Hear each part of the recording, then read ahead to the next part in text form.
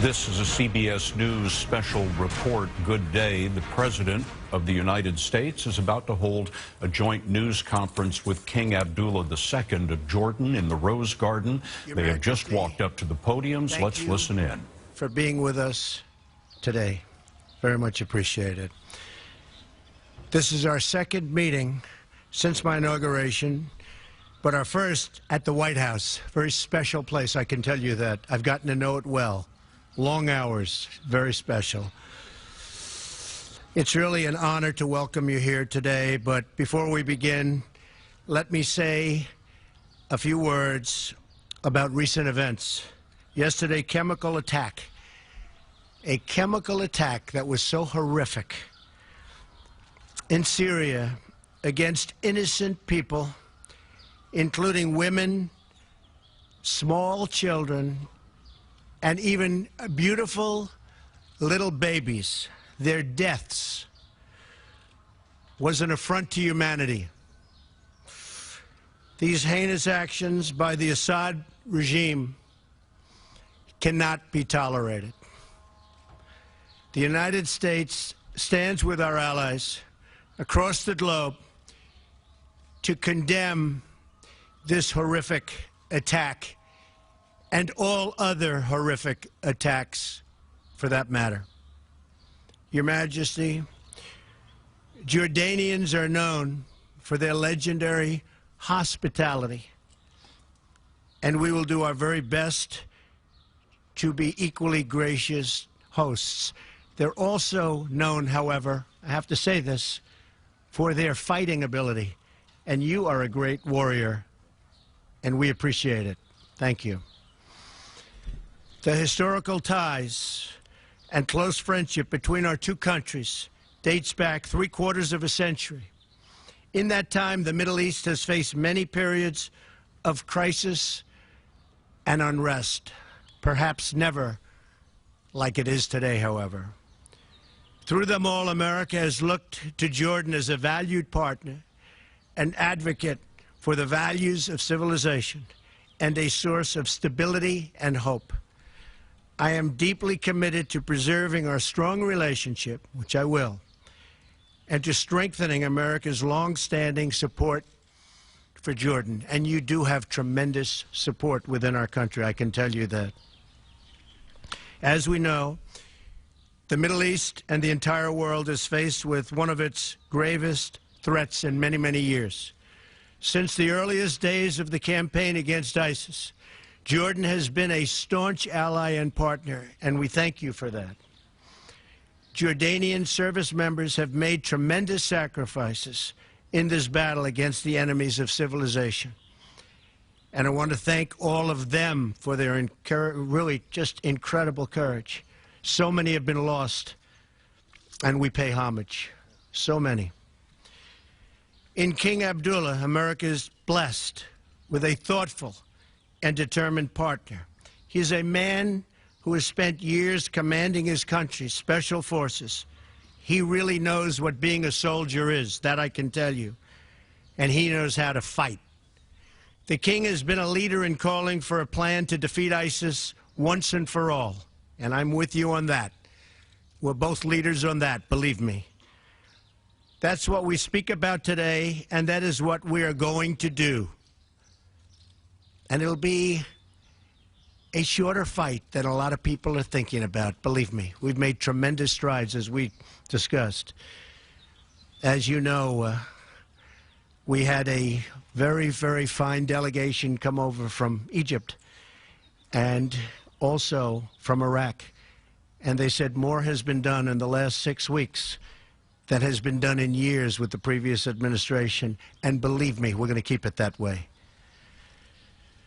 We will destroy ISIS, and we will protect civilization. We have no choice. We will protect civilization. King Abdullah and I also discussed measures to combat the evil and ideology that inspires ISIS and plagues our planet. In addition, we also acknowledge the vital role that Jordan has played in hosting refugees from the conflict in Syria. We have just announced that the United States will contribute additional funds to Jordan for humanitarian assistance. This aid will help countries like Jordan host refugees until it is safe for them to return home. The refugees want to return home. I know that from so many other instances. They want to return back to their home. And that's a goal of any responsible refugee policy. Finally, as we discussed, to advance the cause of peace in the Middle East, including peace between the Israelis and the Palestinians. And I'm working very, very hard on trying to finally create peace between the Palestinians and Israel. And I think we'll be successful. I hope to be successful, I can tell you that. The King has been a really tireless advocate for a solution.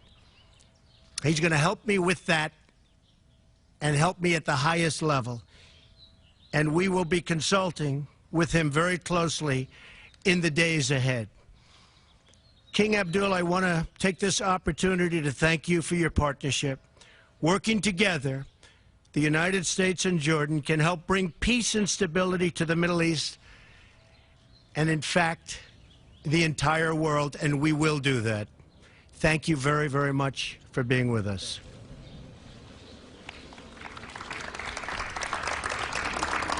Thank you. Mr. President, thank you for such a kind and warm welcome to the White House.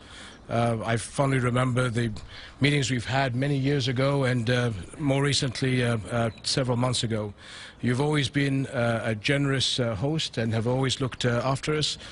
We are very delighted with the way the discussions have gone so far, and we're delighted to be here in such a wonderful setting and such a beautiful day, which I think is a tremendous mark of how we are going to move into the future. We've had a very good round of talks today, and I'm looking forward to continuing these discussions later on in our meetings after the press conference. What I do want to say is how much we deeply appreciate the close relations we have with the United States, with you, Mr. President, and with the American people.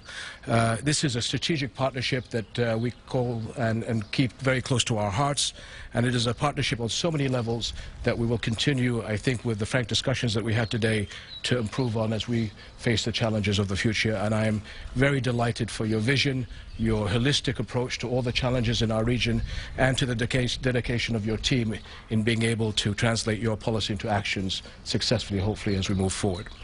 The challenges we face today are many and not exclusive to my region, as I've just mentioned. They are global, and particularly the threats to global security. Terrorism has no borders, no nationality, no religion, and therefore joint action with a holistic approach, as I had just mentioned, Mr. President, is crucial.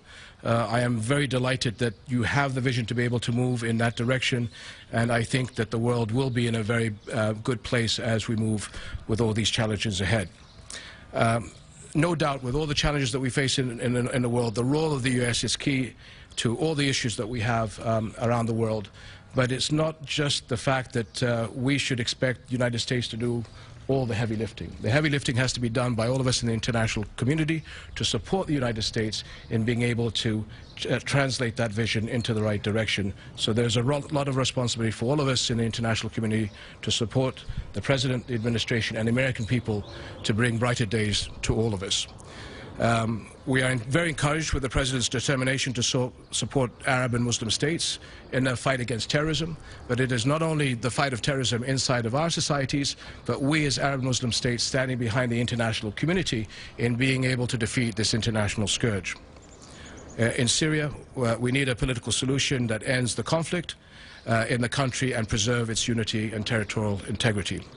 As the President mentioned, the issue we discussed was the Israeli-Palestinian conflict, which is essentially the core conflict in our region. And the President's early engagement is beginning in bringing the Palestinians and Israelis together has been a very encouraging sign for all of us. And I think, sir, it was that initiative that allowed us at the Arab Summit last week to extend through the Arab Peace Initiative the message of peace to Israel, which we all hopefully will work together to make that come about. All Arab countries relaunched the Arab Peace Initiative, as I said last week. It offers a historic reconciliation between Israel and the Palestinians, as well as all member states of the Arab League. It is the most comprehensive framework for lasting peace, and it ensures statehood for the Palestinians, but also security, acceptance, and normal ties for Israel with all Arab countries and hopefully all Islamic countries. So we appreciate your commitment in all these issues where others have failed. You'll find a strong ally in Jordan in supporting you in all your policies. And if I may just say, as you have on Syria and the gas attack, unfortunately, as you and I both agree, this is another testament to the failure of the international diplomacy to find the solutions to this crisis. But I believe under your leadership, we will be able to unravel this very complicated situation. This has been ongoing for 7 years now, has descended into proxy wars from different parties with dubious agendas. But at the end of the day, as you pointed out, Mr. President, it's the civilians, women and children that are paying the heaviest price. This is happening on our watch, on our conscience, as well as the global community.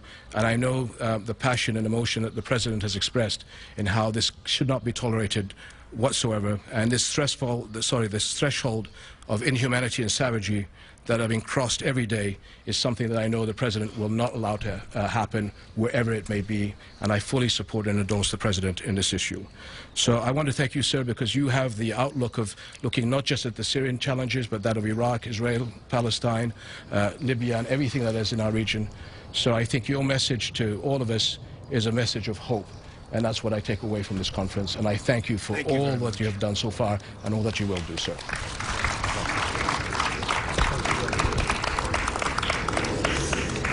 All right, we'll take a few questions. Julie Pace.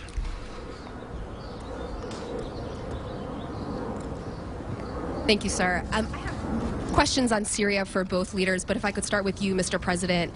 You've condemned the chemical attacks in Syria, but you also appeared in your statement yesterday to pin some of the blame on the Obama administration.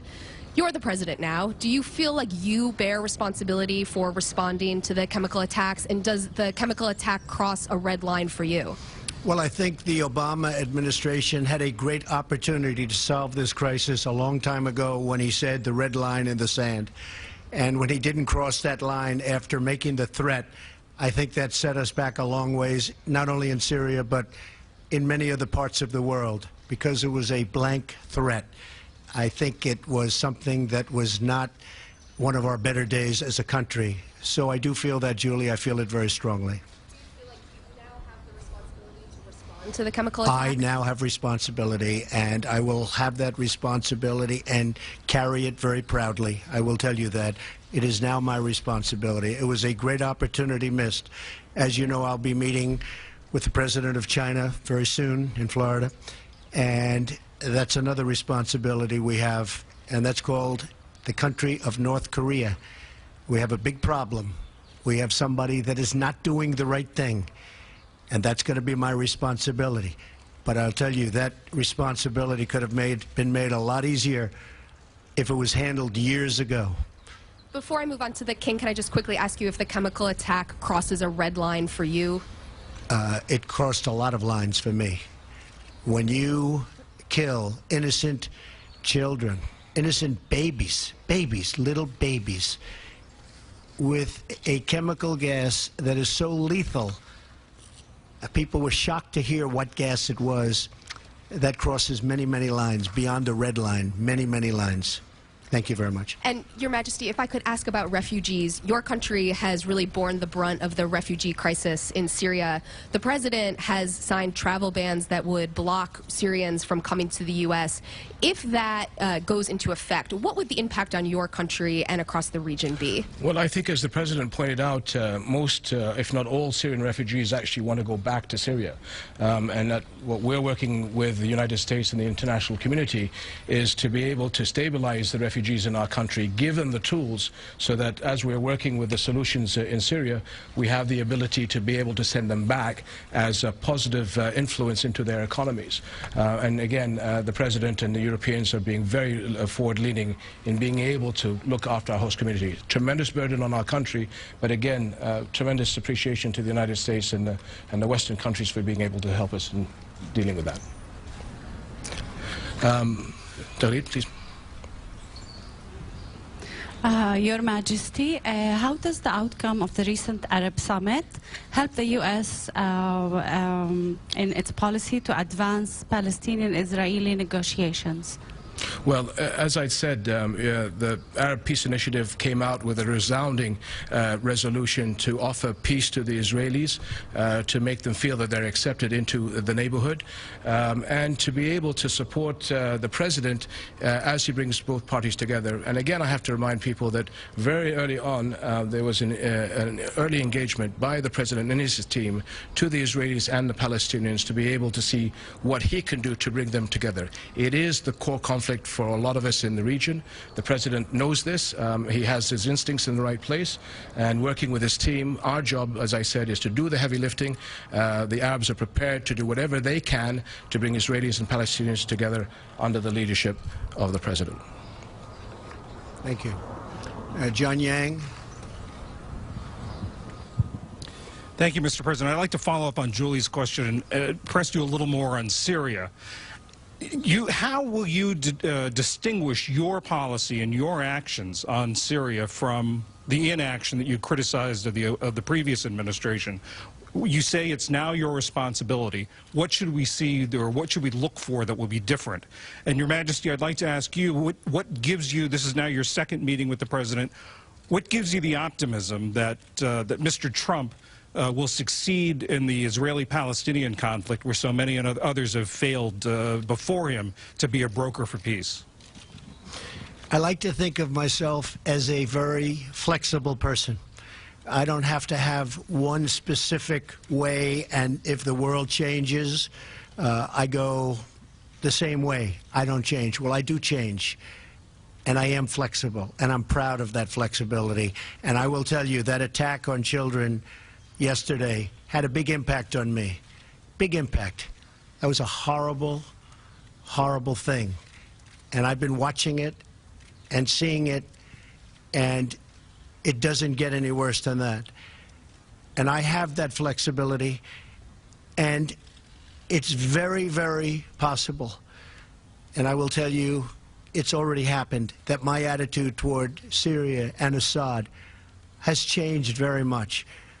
And if you look back over the last few weeks, there were other attacks using gas. You're now talking about a whole different level. So, as you know, I would love to have never been in the Middle East. I would love to have never seen that whole big situation start. But once it started, we got out the wrong way, and ISIS formed in the vacuum, and lots of bad things happened. I will tell you, what happened yesterday is unacceptable to me. Can I follow up, sir? Last year you seemed to be reluctant to get involved or to intervene in Syria directly. Is that one thing that's changed after yesterday? Well, one of the things I think you've noticed about me is militarily, I don't like to say where I'm going and what I'm doing. And I watched past administrations say, we will attack at such and such a day, at such and such an hour. And you, being a warrior, you would say, why are they saying that? And I'm sure you sat back in Jordan and you said, why are they saying that? I watched Mosul, where the past administration was saying, we will be attacking in 4 months. And I said, why are they doing that? Then a month goes by and they say, we will be attacking in 3 months, and then 2 months, and then we will be attacking next week. And I'm saying, why are they doing that? And as you know, Mosul turned out to be a much harder fight than anyone thought. And a lot of people have been lost in that fight. I'm not saying I'm doing anything one way or the other, but I'm certainly not going to be telling you, as much as I respect you, John. Thank you. Sir, I think on behalf of the President, what I saw was an early engagement by the President and his team with all of us in the region about the challenges between the Israelis and Palestinians. I had the honor of seeing the President and his team again in January, where this was discussed. The President understands the nuances and the challenges. I think he has the courage and the dedication to be able to do this. Like I said before, all of us have a responsibility to help the President push us over the finish line. And so his team has been in the region. They've been talking to all the partners. And it is our job to facilitate the atmospherics between Israelis and Palestinians to move together and give the support to the President to be able to smooth the edges over between Israelis and Palestinians to achieve this. And the President understands that if we don't solve this problem, how are we going to win the global fight against terrorism, which is his #1 priority? So this is a core issue that he understands, and I think he has the commitment, and he has my full support for this, as he does from many, many countries in our region. And I have to just say that the world is a mess. I inherited a mess. Whether it's the Middle East, whether it's North Korea, whether it's so many other things, whether it's in our country, horrible trade deals, I inherited a mess. We're going to fix it. We're going to fix it. Okay. Thank you. Nadia? Thank you, Your Majesty. You touch upon the subject now, but if I ask you to look forward, how do you see the future of fighting terrorism post-Raqqa and Mosul, especially the role that Jordan will play in the eastern part of Iraq? And do you believe the real battle will start then?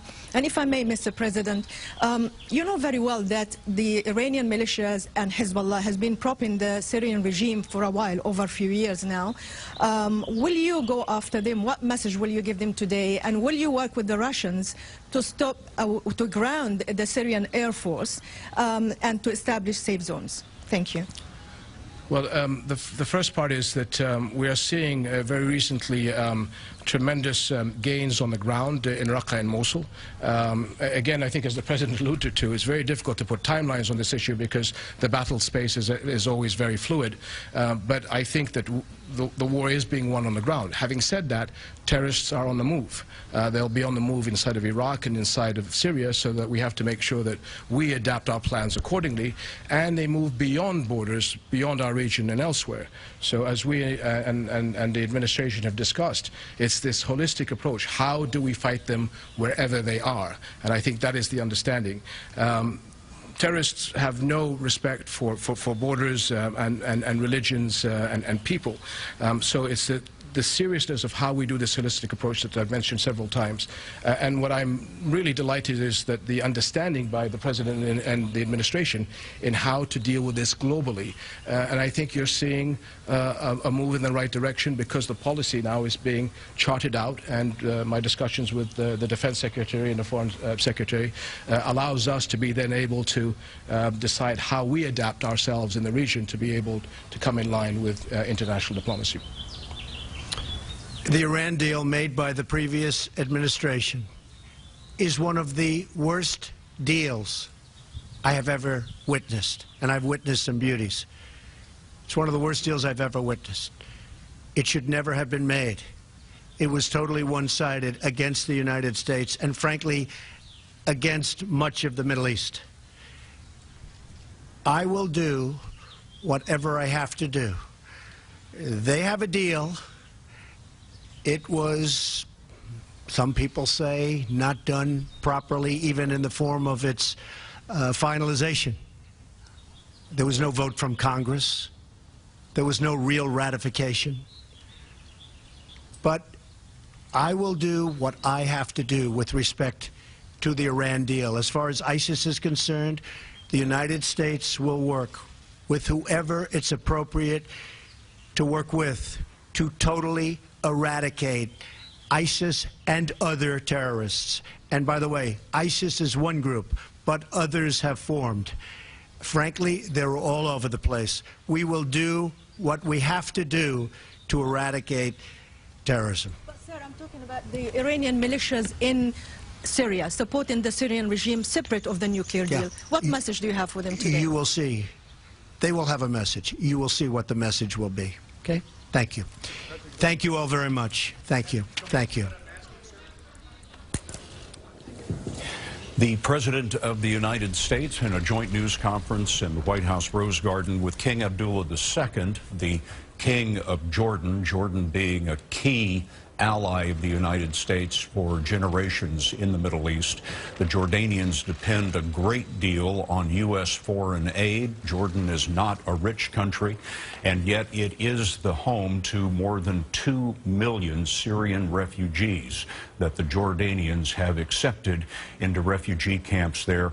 Jordan relying a great deal on U.S. humanitarian aid to keep those camps working, and the president today offered to spend even more money giving King Abdullah the help that they need to keep the Syrian refugees safe and well there. The president was pressed a number of times for his policy on Syria after yesterday's apparent sarin gas attack that killed dozens of men, women, and children, civilians, as they slept.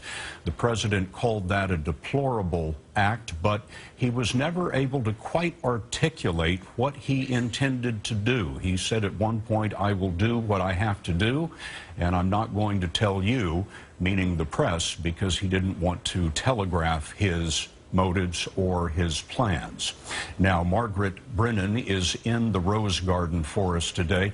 Margaret, there was some mention of Russia, but not a great deal that the two leaders went into. No, we still have not, Scott, heard the President of the United States condemn Russia by name for its support of the Assad regime, who, as you said, it was their actions with that gas attack that he says were so heinous and reprehensible. The President has not gone that far, and he, in fact, left a door open, saying he will work with whomever he needs to work with when it comes to defeating the threat of terrorism, particularly from ISIS, and he said other groups as well. I did think it was interesting. This is perhaps the most substantive so far conversation or discussion we've heard from the president in terms of his physical reaction, his emotional reaction to that fatal gas attack. He indicated that it was something more than chlorine, not yet saying sarin, but saying it was a gas so lethal that he found it horrific, and basically saying he won't let Bashar al-Assad get away with it. He didn't say what he will do, though. He didn't say that Assad should step down, which was the policy, at least rhetorically, of the past administration. The president today, though, said his assessment of the Syrian dictator Bashar al-Assad is changing, may be changing, he said. But he gave himself a lot of flexibility, actually said he prides himself on being flexible here, basically giving himself options, not committing to anyone in particular at this point, Scott. And Margaret, there was breaking news out of the White House today that Steve Bannon, the president's closest advisor, his political advisor, has now been taken off the Principals Committee in the National Security Council. Tell us what that means. That's right. Actually, we were looking for him here, Scott, in this front row. He was not here at the press conference today. Instead, the head of the national security team here, H.R. McMaster, the chief advisor to the president, was front and center, as was Dina Powell, his assistant there. So that's a reshuffling that has happened in the past few months in terms of who the president takes advice from on the foreign policy front. To have removed Steve Bannon from that national security team that really weighs in on some of the most important foreign policy and national security threats to the United States indicates that perhaps a bit of politics is being removed from the room. Steve Bannon is a close advisor, very highly valued by the president, but his views, particularly when it comes to alliances, traditional alliances that the U.S. has upheld with Europe, he's suggested breaking many of them up. He said a number of things to European allies that have suggested that the U.S. won't stand by some of its commitments, whether it's at NATO or whether it's within other institutions, and some of those have been quite controversial. He remains, however, a very important, influential political advisor to the president, but perhaps with this reshuffling, we are seeing some reshaping of the national security team, which the White House says they gave great leeway to H.R. McMaster, the military advisor who is now the chief national security advisor to the president of the United States. Margaret Brennan in the Rose Garden for us today. There will be more about all of this on your local news on this CBS station, as always on our 24-hour streaming news service, CBSN, and we'll have a complete report for you tonight right here on the CBS Evening News. Until then, I'm Scott Pelley, CBS News in New York. For news 24 hours a day, go to CBSNews.com.